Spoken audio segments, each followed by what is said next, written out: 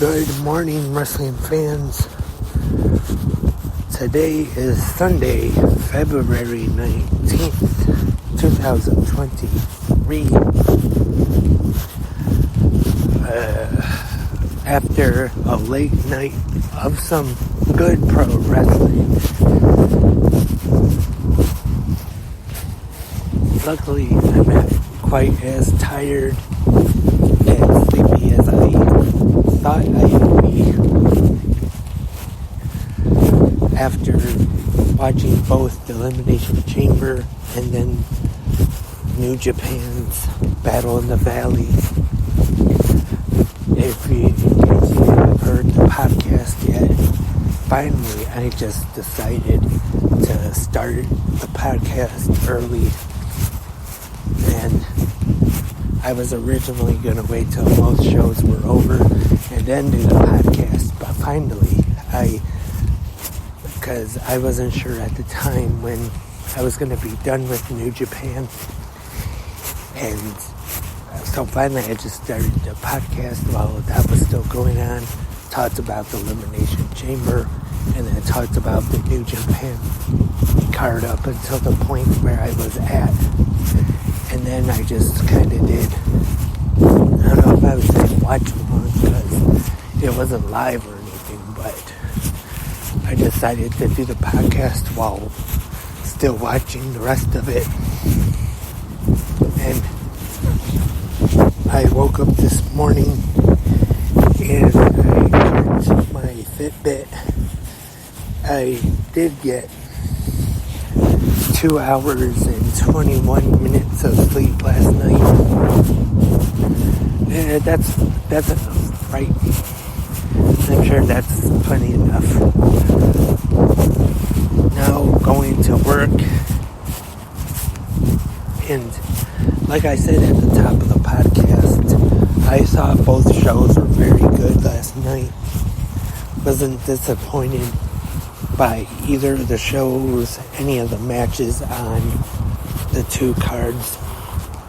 I would say probably my least favorite match of the night, and not saying it was bad, but probably the mixed tag, Edge and Beth Phoenix against the Judgment Day, Rhea Ripley and Finn Balor.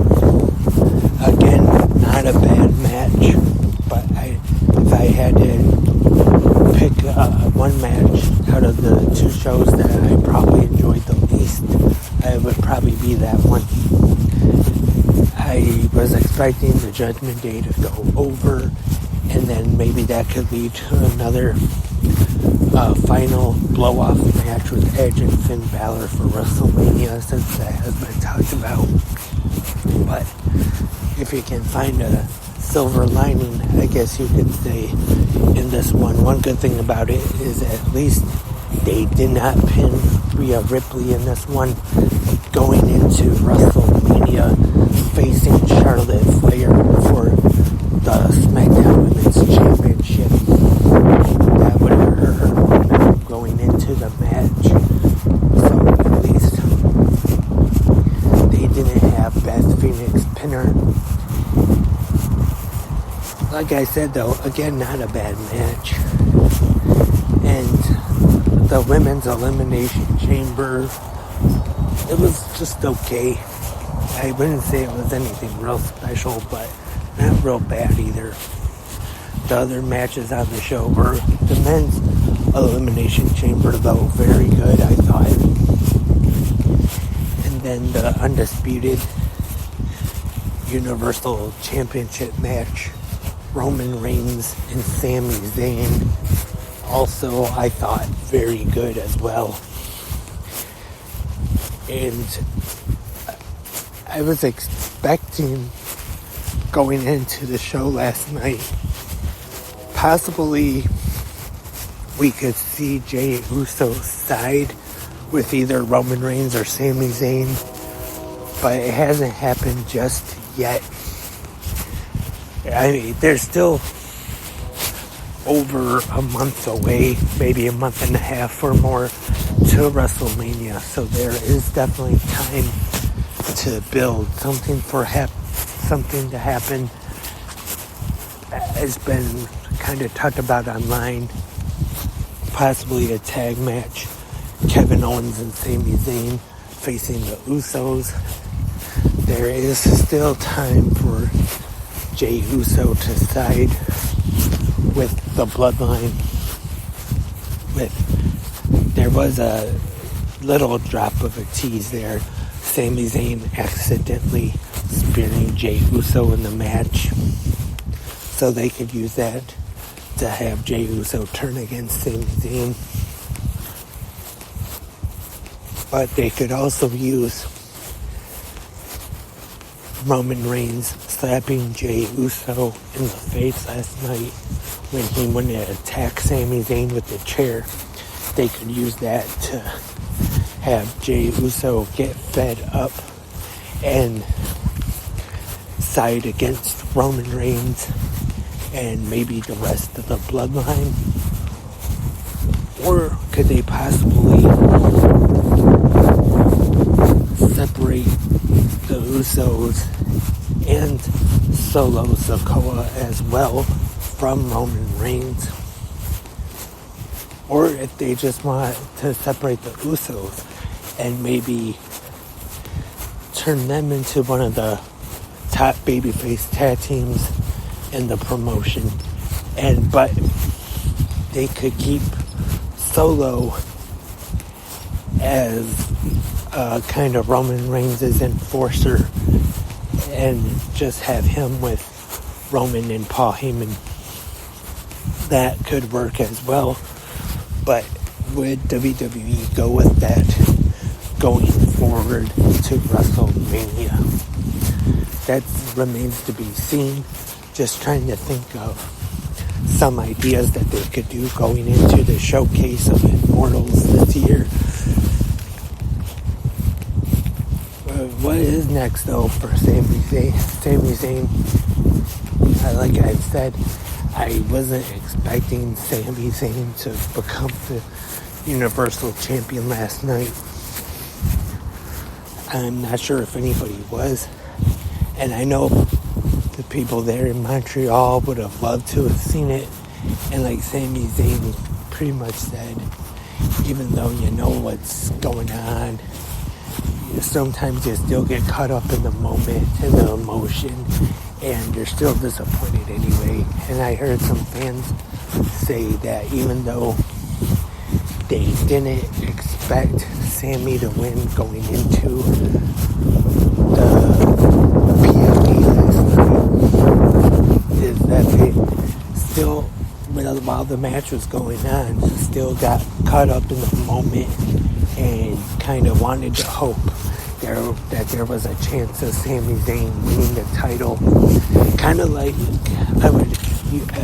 another example I would use is at the Royal Rumble when they attacked Sami and Jey Uso. The way he was like struggling with it, he didn't want to attack Sami, so he just left. And that's one of those times where you know it's a show, but there are times where you get so caught up into it, you forget that it is, and you believe it. You believe that it's real, and that is definitely one of those times. Speaking of WrestleMania, there is still time, but there really hasn't been much build or anything yet for a Rey Mysterio versus Dominic Mysterio match. Could still happen. There's enough time for it, but I would think that now would be the time to start. Maybe Raw this week or SmackDown, they could start something where Dominic and Rhea Ripley finally provoke Rey enough to where he goes back on what he said, where he would never lay hands on his son, and he just has enough, and he finally agrees to the match. And as I've talked about on the podcast, I don't know if they'll do it, but mask versus hair, or if maybe they feel they can keep this going even longer past Mania. Maybe even the SummerSlam here in Detroit. Who knows? But I would think if they do want this at Mania, that they should definitely start it right away. Excuse me. To build to it. So it gets the interest in it that it should have. And especially if they do the Masker's hair. Also last night, after the Elimination Chamber, New Japan Pro Wrestling presented Battle in the Valley. Another very good show. And on the podcast, if it seemed like I was just interested or not interested, I definitely was. It's just that I was late. Very good matches on that show. The Motor City Machine Guns taking on the West Coast Wrecking Crew. Very good match. The Machine Guns retaining Fred Dosser and Zack Sabre Jr. Another good match on the card. And then the debut in one of the co-main events, in-ring debut I should say, of Mercedes Moné defeating Kyrie for the IWGP Women's Championship. Very good match, I thought, and I expected it to be a good match, but it was even better than I expected it to be honest.